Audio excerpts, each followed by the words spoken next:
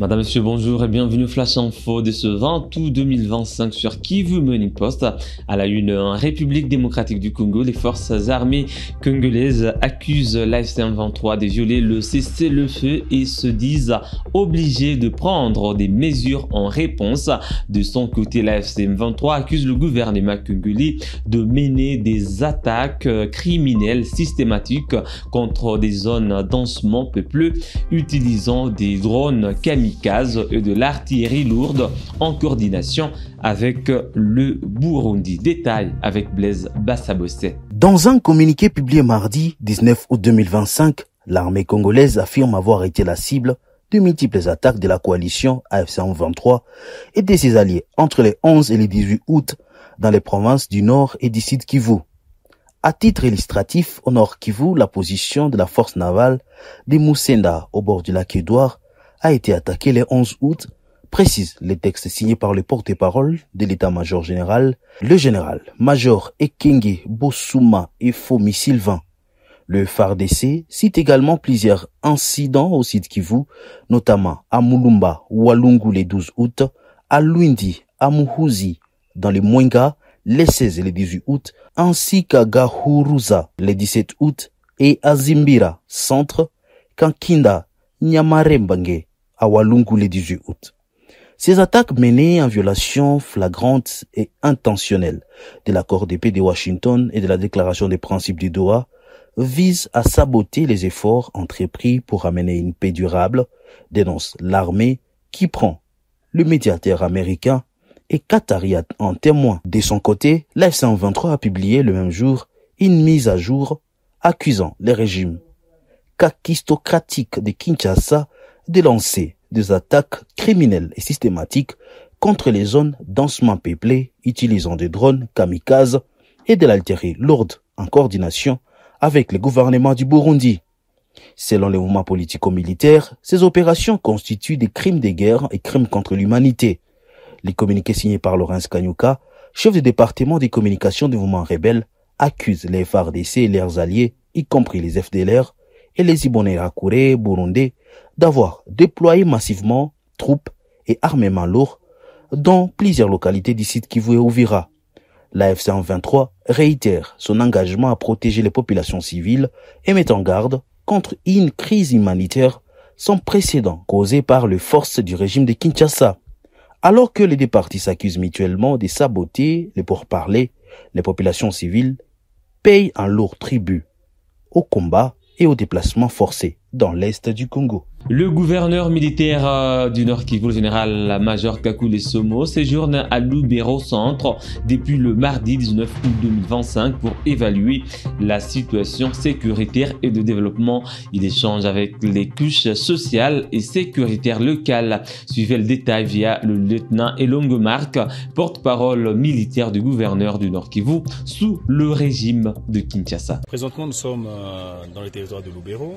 Venant ici, le gouverneur de province, le général-major Somo Kakule Evariste, est venu pour une visite d'itinérance en vue de rencontrer sa population et d'expliquer à cette dernière sa politique de développement de la province du Nord Kivu. Et cette politique est centrée sur trois aspects. Il y a l'aspect sécuritaire, il y a l'aspect développement, les infrastructures et enfin il y a cet aspect humanitaire. Pourquoi? Parce que la province du Nord Kivu aujourd'hui, nous sommes butés à une guerre injustement imposée par les ennemis de la République.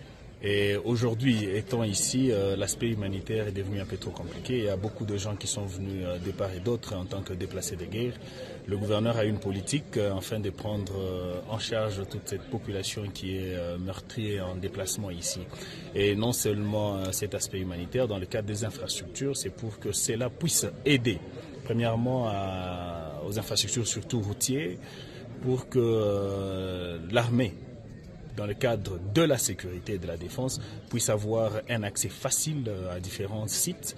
Et cela aussi pourrait aider la population, donc ces infrastructures, à aider cette population à avoir accès dans leurs différents champs. Donc c'est vraiment un aspect global qu'il est venu expliquer à sa population de Lubero Et la population a été tellement contente d'accueillir son gouverneur de province, le général Kakule Somo Évariste. Et à Goma, le vice-gouverneur du Nord Kivu sous l'AFC M23, Willy Manzingarambe, a officiellement lancé les activités de célébration de la journée internationale de l'aide humanitaire à Goma.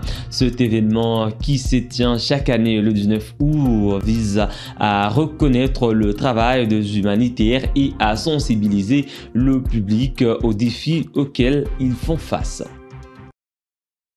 La journée mondiale de l'aide humanitaire a été célébrée ce mardi 19 août 2025 au gouvernorat des provinces du Nord Kivu. C'est le vice-gouverneur des provinces du Nord Kivu en charge de l'administration politique et affaires juridiques, M. Willy Manzi, qui a présidé cette cérémonie devant plusieurs organisations humanitaires et autres partenaires qui interviennent dans ce secteur. Au cours de ces échanges, plusieurs thématiques ont été exposées, notamment les rôles et obligations des autorités, attentes vis-à-vis de l'action humanitaire, le rappel des notions fondamentales du droit international humanitaire et l'engagement des ONG dans la réponse humanitaire, source de financement et impact sur le terrain. Madame Merci Mania, la chef de sous-bureau d'Ocha au Nord Kivu, a indiqué que cette journée est une occasion pour faire une réflexion sur les actions humanitaires à mener, sur les aspects de la protection des civils, mais aussi sur la communauté humanitaire. Elle s'exprime dans cet extrait. Je pense aujourd'hui c'est un jour qui est important parce que c'est la journée mondiale des humanitaires. C'est vraiment la journée qui nous demande pour faire une réflexion sur les actions humanitaires, sur les aspects de protection civile, mais aussi les protections des communautés humanitaires pour avancer et continuer à faire les travaux. Donc aujourd'hui, on était avec les chances pour échanger avec les autorités sur les places sur cette question.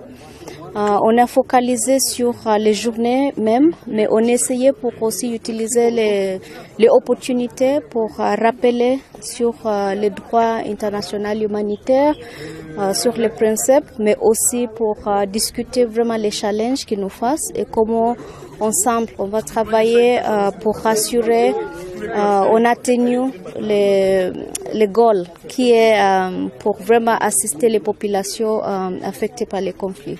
Elle a par ailleurs révélé que compte tenu du contexte actuel en province de Nord Kivu, plusieurs organisations humanitaires font face à plusieurs contraintes, notamment le problème de financement. Mais le plus problématique cette année, c'est vraiment les aspects des finances. Parce qu'il y a les rédactions dans les finances humanitaires. Et enfin, nous allons à Kinshasa. La 5e édition des épreuves nationales de fin des formations professionnelles se déroulera du 20 au 26 août 2025 pour l'évaluation pratique. Au total, 34 600 candidats, dont 12 547 femmes, défendront un thème ou réaliseront un projet professionnel devant un jury. L'évaluation théorique et écrite des cours fondamentaux aura lieu du 28 au 31 août 2025. Les candidats repartis dans 122 filières sont appelés par le ministre d'État, Maître Marc Ekila Likumbo, à faire preuve de discipline et d'application pour confirmer leurs compétences. Suivez-le ici. Mesdames et messieurs du monde de la formation professionnelle en République démocratique du Congo, chers apprenants, vous qui êtes prêts pour passer les épreuves certificatives, je me présente aujourd'hui devant vous pour vous faire savoir que le gouvernement de la République a pris toutes les dispositions pour que cette fois-ci, les épreuves que vous avez attendues à la suite de la prorogation vont se tenir effectivement du 20 au 31 août 2025 sur toute l'étendue de la République démocratique du Congo. Pour rappel, ce ministère est conçu pour vous, les techniciens, les hommes de profession, pour doter la République démocratique du Congo non seulement de la main-d'œuvre qualifiée, mais aussi des techniciens outillés susceptibles de participer au développement non seulement de la République démocratique du Congo, mais aussi de l'Afrique, pourquoi pas du monde. Vous constaterez avec moi que le ministère de la formation professionnelle est passé dans une phase de réforme, dans une phase de sa refondation et dans une phase où il est appelé à jouer pleinement son rôle. Et dans cette perspective, vous avez suivi, et je suis sûr que vous en avez été convaincus, d'entendre de la bouche du premier d'entre nous, j'ai cité son Excellence, Monsieur le Président de la République, Félix Antoine Tshisekedi Tshilombo, lors de la 51e réunion du Conseil des ministres, donner des instructions claires à tous les gouvernements de consacrer désormais dans des projets structurants de grande importance une place prépondérante à la formation professionnelle. Ce qui veut dire que notre pays est appelé à produire une main-d'œuvre de qualité. Ce qui veut dire que les apprenants doivent se montrer assidus pour bénéficier de cette grande opportunité que le président de la République, chef de l'État, vient d'accorder au monde et au secteur de la formation professionnelle.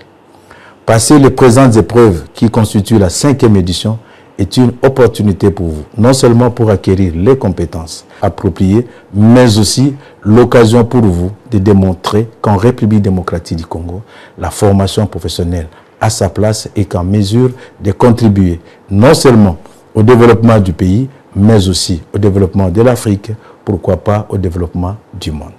Par là, je lance un appel solennel à tous les apprenants, confiants des enseignements que vous avez suivis, confiants des pratiques que vous avez faites. C'est le moment de démontrer, de restituer à la nation ce que la nation vous a donné. Je reviens encore ici pour mettre un accent particulier sur l'engagement du gouvernement de tenir continuellement ces épreuves au moment où les conditions socio-économiques du pays sont difficiles. Mais je tiens à préciser que ces épreuves vont se dérouler sur toute l'étendue de la République démocratique du Congo. Cette année-ci, ou lors de cette 5e édition, l'augmentation significative de 49% des participations en est une indication que le monde de la formation professionnelle attire et le visage de ces ministères change de plus en plus. Cette année, nous avons 34 006 candidats qui vont participer à travers diverses filières, mais nous signalons l'introduction de 15 nouvelles filières qui n'ont jamais fait l'objet des épreuves lors des éditions précédentes. Je voudrais saluer particulièrement les jeunes filles de notre pays qui ont décidé d'embrasser le monde de la formation professionnelle, comme l'attestent les chiffres que je venais d'annoncer tantôt. Et dans ces chiffres-là, vous avez 12 546 filles qui ont décidé d'affronter le monde de la formation professionnelle, de se faire former dans le métier autrefois dit des hommes. Et une fois de plus, avec les encouragements du gouvernement, du chef de l'État, de la première ministre, je vous souhaite plein succès et la République compte sur vous. Je vous remercie. Madame, Messieurs, c'est tout pour ce Flash Info sur Kivu Morning Post. Merci à vous de l'avoir suivi du début à la fin. N'oubliez pas de vous abonner à notre chaîne si vous êtes nouveau ou si vous n'avez pas encore fait ce geste que nous allons saluer. Il suffit de cliquer sur s'abonner, activer la cloche des notifications pour ne manquer aucune actualité de la RDC avec un accent particulier sur la situation qui prévaut dans l'est du pays. On se fixe un nouveau rendez-vous d'actualité. À très bientôt.